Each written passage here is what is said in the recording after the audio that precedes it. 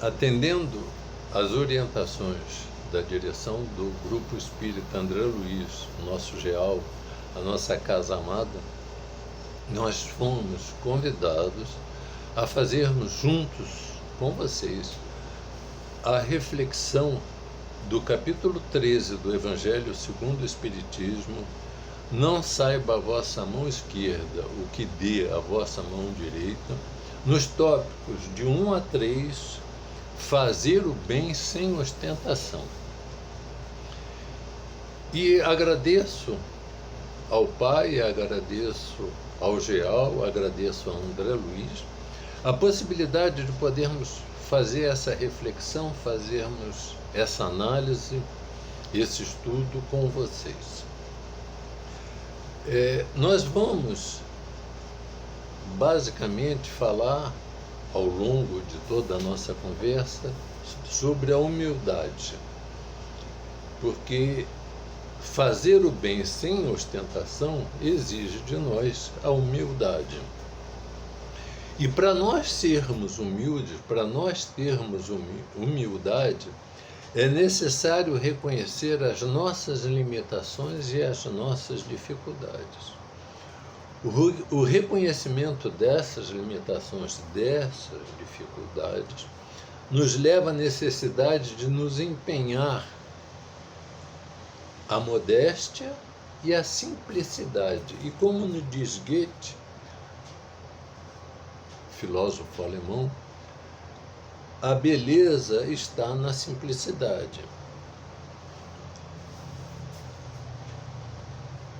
Não estou falando que o reconhecimento de nossas dificuldades e nossas limitações seja uma tarefa fácil.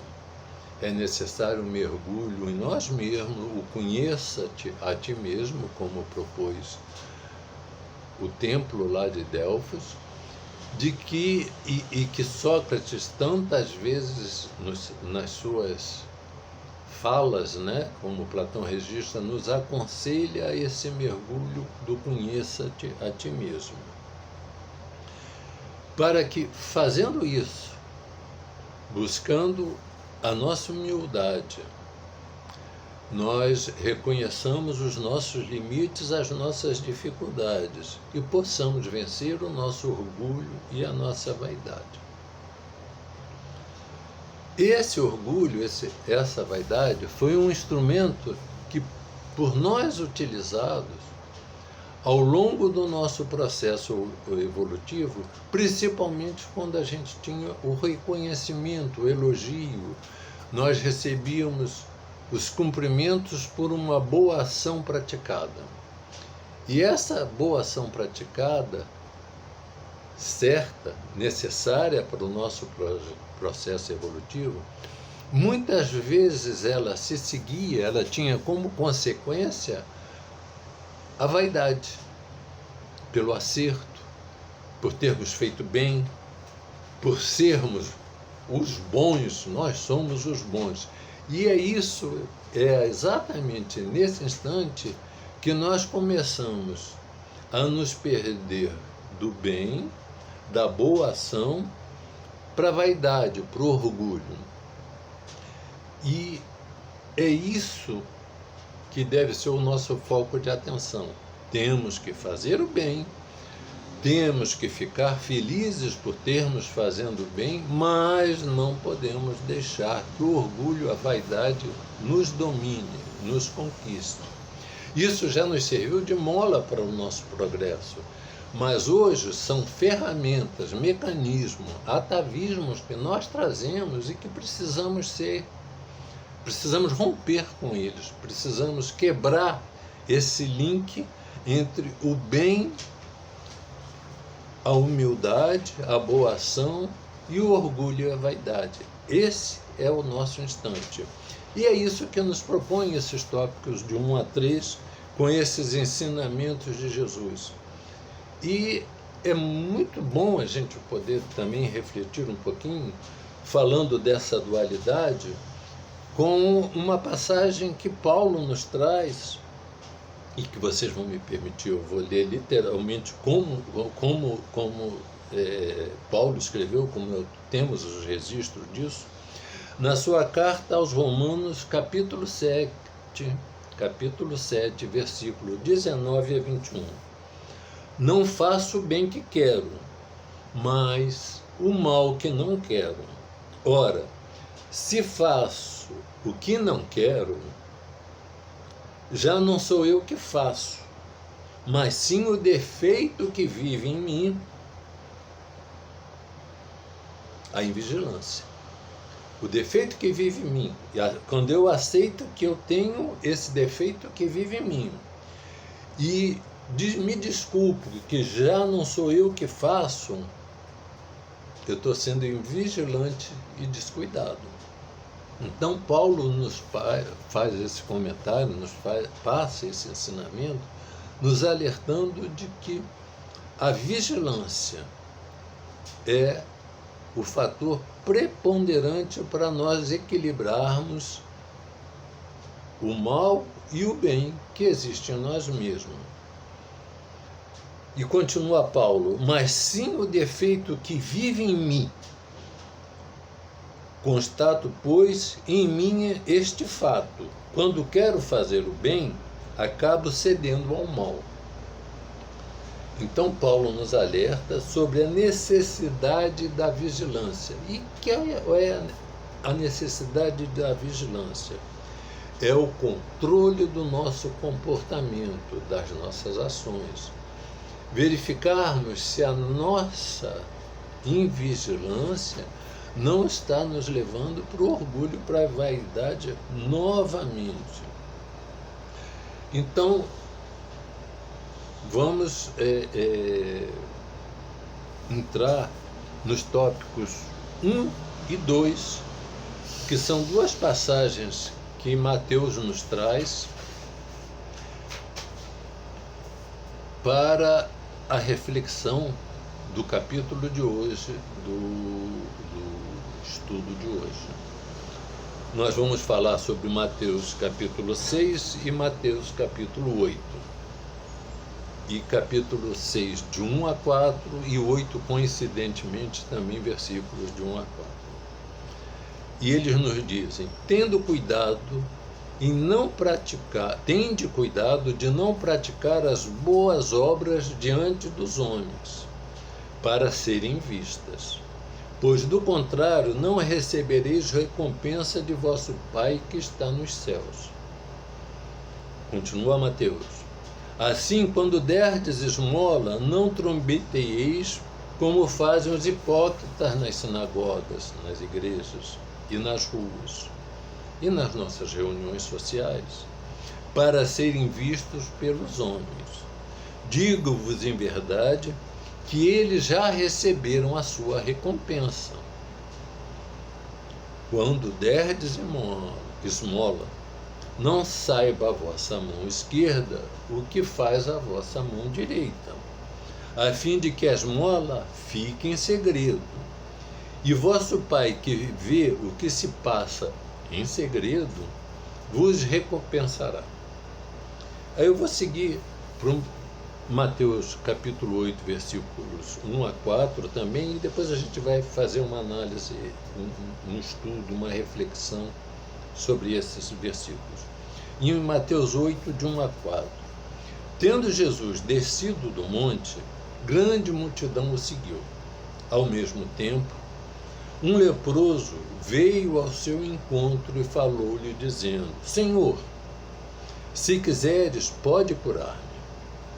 Jesus, estendendo a mão, tocou-o e disse: quero, fica curado.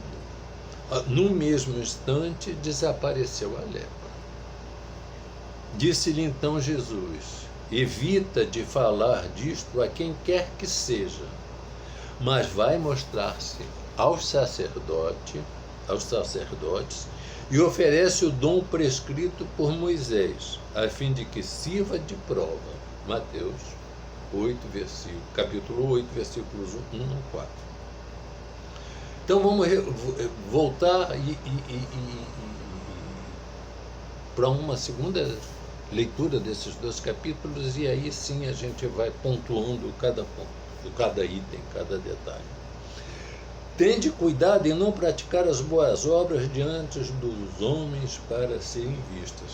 De novo, nós estamos falando do orgulho, da vaidade, de qual é a intenção que nos move. Aqui Mateus nos chama a atenção, porque se nós estamos fazendo alguma coisa, orando principalmente, mas nos mostrando com orgulho, para vejam como eu faço, é vaidade. Então, a nossa recompensa, Mateus nos adverte 2 vezes dessa fala de Jesus. A nossa recompensa já foi feita, porque ela foi compensada pela nossa vaidade. Então, toda vez que nós nos envaidecemos, a boa obra perde valor, porque nós já recebemos a paga por nos exibirmos, pela exibição diante de todos. Assim, quando derdes esmola, não trombeteis, não grite, não faça alarde, como fazem os hipócritas nas sinagogas, nas igrejas, enfim, e nas ruas, porque muitos fazem na rua, fazem questão disso, para serem vistos pelos homens. De novo, ele está falando da nossa intenção de sermos vistos, de sermos reconhecidos como homens bons, que nos leva de novo à vaidade. Digo-vos em verdade que ele já recebeu a sua recompensa. Então, pela segunda vez, Mateus nos traz a advertência de Jesus que todas as vezes que nós ostentarmos as nossas boas ações, a recompensa já está dada. Jesus não tem que pensar, a espiritualidade superior não tem que pensar em reconhecer a nossa boa ação. Ela foi devorada pelo nosso orgulho, pela nossa vaidade, pela nossa exibição, pela nossa intenção de sermos vistos, de sermos reconhecidos. Então, nesse primeiro tópico de Mateus, capítulo 6, de versículos de 1 a 4, a mensagem é humildade, vigilância e discrição, nos alertando mais uma vez sobre a intenção das nossas ações e da vaidade. Então, seguindo Mateus, quando derdes esmola, não saiba a vossa mão esquerda o que faz a vossa mão direita, a fim de que a esmola fique em segredo, e vosso Pai, que vê o que se passa em segredo, vos recompense, nos recompense. Nesse versículo, eu destaco a palavra esmola, porque essa palavra é uma palavra que também é motivo, muitas vezes, de nossas quedas, de nossos pequenos fracassos. Esmola não é aquela moeda, aquele dinheiro que a gente mete a mão no bolso para dar um pedinte que nós cruzamos no caminho, e que muitas vezes nem olhamos para ele, simplesmente num ato mecânico, metemos a mão no bolso, sabemos que temos alguns trocados ali e passamos para frente. Isso não é esmola. Isso é um ato de humilhação àquele irmão. Isso é um ato de, posso até dizer, de pouco caso para com aquele irmão. Sei, né? Não é porque eu estou aposentado agora que não saiba, das atribulações, das necessidades, das dificuldades que todos nós passamos na nossa caminhada. Mas a esmola, e reconhecemos que ela é necessária quando nós damos algum dinheiro, algum socorro desse porte, desse tipo material, que quem tem fome tem pressa, tem necessidade urgente, e não é isso Nós não estamos falando que não possa ser dado uma esmola, que não possa ser dado um dinheiro. Mas também estou falando que nós não podemos dar nesse ato mecânico. Uma dádiva que nós demos, um dinheiro que nós demos, uma ação material que nós pratiquemos em termos de doação, ele pode ter um pouquinho do nosso tempo, nós podemos olhar para esse irmão, podemos ter o cuidado ou o interesse de dar bom dia, de perguntar como vai, acolhê-lo, não abraçá-lo, não é necessário que você o abrace, mas um acolhimento, mostrar a nossa humanidade para aquele ser humano. E isso é um problema que a humanidade está enfrentando muito, porque está faltando esse calor humano nas nossas relações. Muitas vezes nas nossas relações até familiares. O acolhimento é uma palavra hoje que ela sofre de um certo desuso nas nossas vivências. A aceitação daquele irmão, ele está ali e nós nem sabemos porquê, então não nos cabe nem julgar, nem sermos frios, distantes. Nós podemos dar aquela moeda e no mesmo tempo passar o nosso calor, o nosso amor e seguirmos o nosso rumo. Nós não vamos perder mais do que 10, 15 segundos, eu estou gastando muito mais do que falando do que é realmente a nossa ação, mas nós termos esse tempo, mostrarmos algum interesse, darmos o acolhimento, a aceitação, o estímulo, passar uma palavra de estímulo, de apoio, sem qualquer tipo de julgamento da nossa parte e seguirmos a nossa vida. Isso pode ser feito. Consta, né? E isso eu aprendi aí na distribuição das cestas básicas, que toda vez que nós dessemos o pão, o saco de pão que nós distribuímos, que nós tínhamos que olhar para o nosso irmão e confraternizar com ele, com os nossos assistidos. E exatamente essa mesma mecânica que é o que nós temos que fazer aqui. Então, a esmola não pode ser aquela moeda que a gente pega, olha para o outro lado e foi. Foi não. Aí você humilhou, você não deu uma esmola, você não deu ajuda, você não passou o teu calor. Eu vou lembrar que está nesse mesmo capítulo e que Mateus nos fala sobre ele, no capítulo 6. Nesse mesmo capítulo 6, no versículo 6. Ele diz: quando orardes, quando você for orar, você sozinho for orar, entra no teu quarto, fecha a porta e ora a teu pai em segredo. E teu pai, que vê tudo num lugar oculto, recompensar-te-á.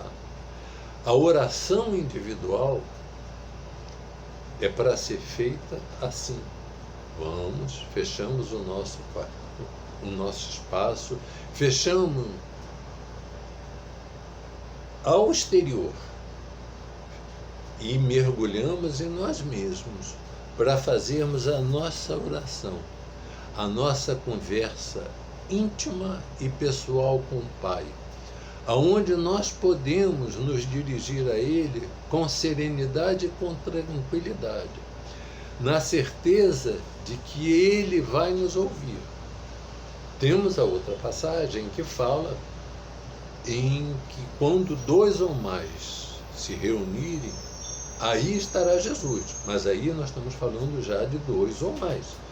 Nesse caso específico, nessa passagem do capítulo 6, versículo 6, ele está fazendo na nossa oração. Então, não façamos como os hipócritas, como foi falado lá aqui na frente, que fazem para se exibir. Não.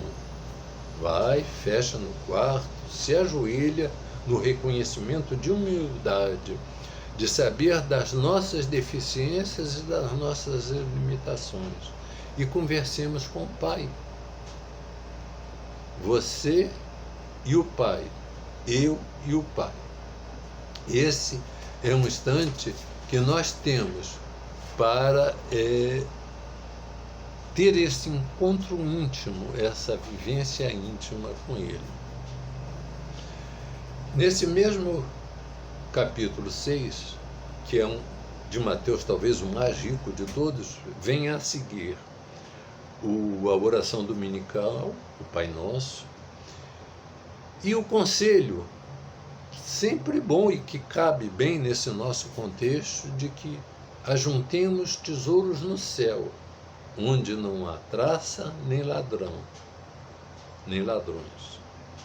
Então, busquemos sempre a construção dessa energia positiva. E esse capítulo é um capítulo, o capítulo 6 de Mateus, é um capítulo que deve ser constantemente visitado por nós, relido, lido na cabeceira nossa, para que a gente possa sempre se lembrar e fazer algumas reflexões necessárias para nós mesmos sobre isso.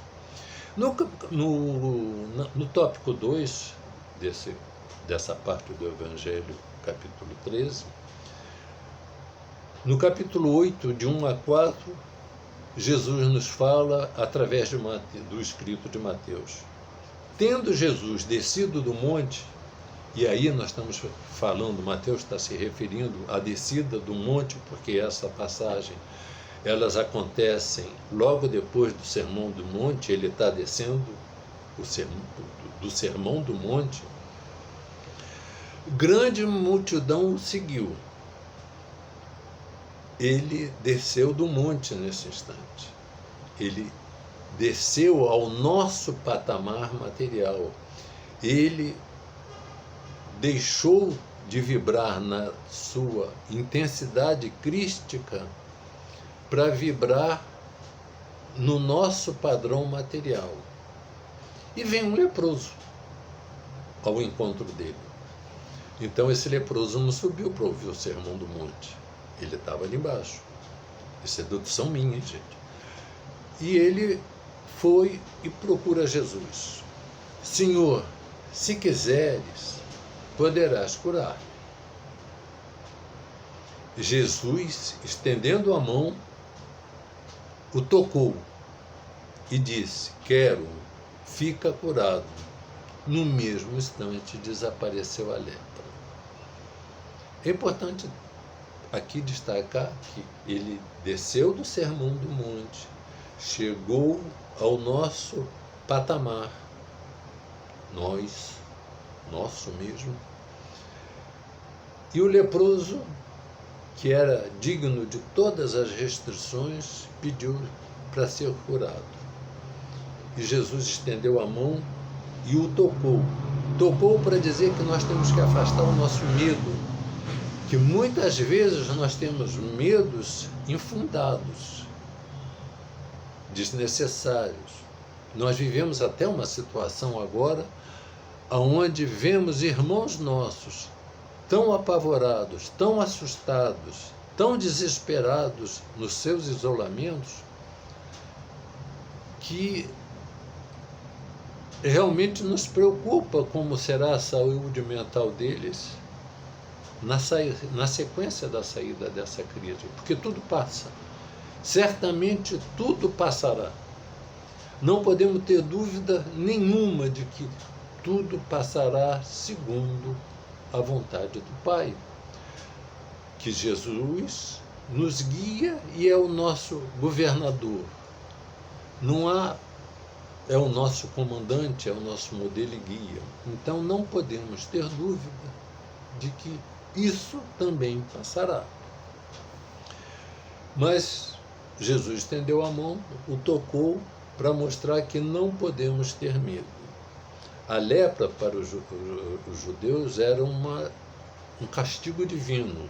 Você tinha o seu nome, você deixava de ter convivência social, de ter convivência familiar, você era segregado, você era expulso da cidade, você era retirado do livro dos vivos e incluído no livro dos mortos.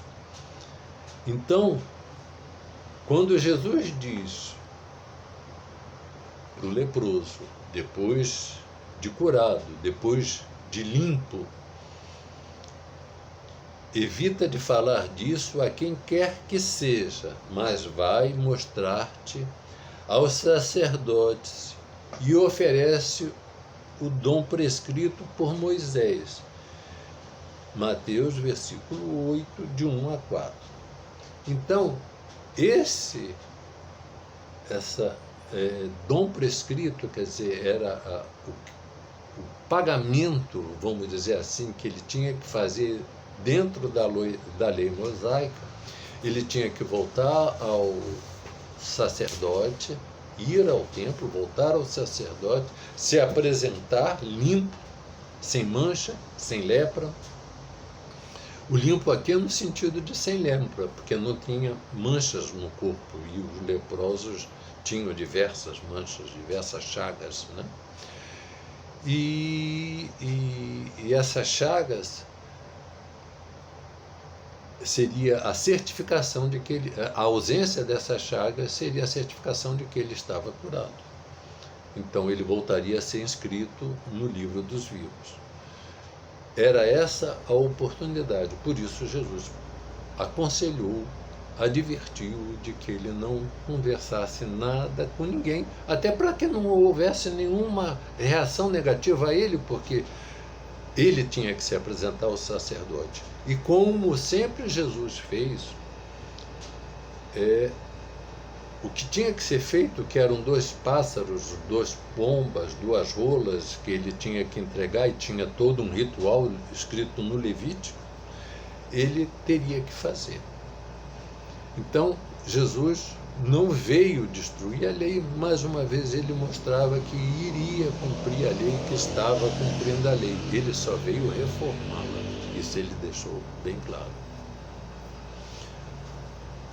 Então, falando desse nosso medo, falando dessa dificuldade que nós estamos até hoje vivenciando, e foi passagem do versículo de hoje, nós temos que nos prender de novo a uma outra passagem de Paulo, na primeira carta aos Coríntios, capítulo 13.